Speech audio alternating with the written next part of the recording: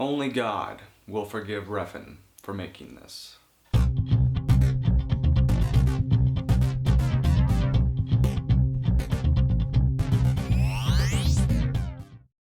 Only God Forgives. Pretty bizarre cinema. It was on Netflix Instant. I was hoping it would come to a theater near me eventually, but it didn't. After watching it though, I realize now why. It's not exactly what you call a commercial film.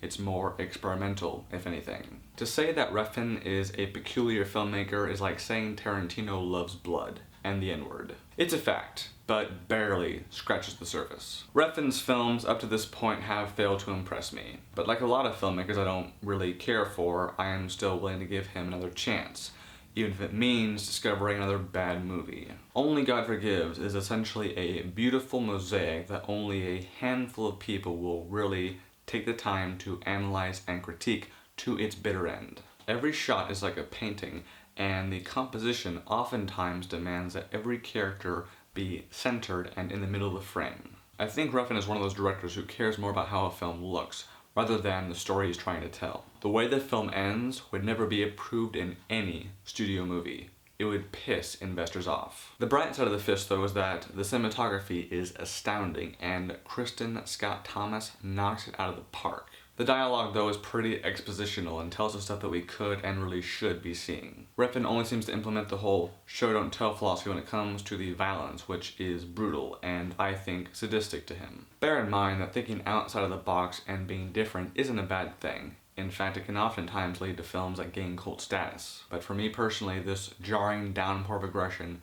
failed to do anything besides raise an eyebrow. It's only an hour and a half long, but most of it is just people giving off a really moody face. Kind of like this. I would only recommend it to die-hard Refn fans. 2 out of 5 stars. Thank you very much for your time. Have an awesome day.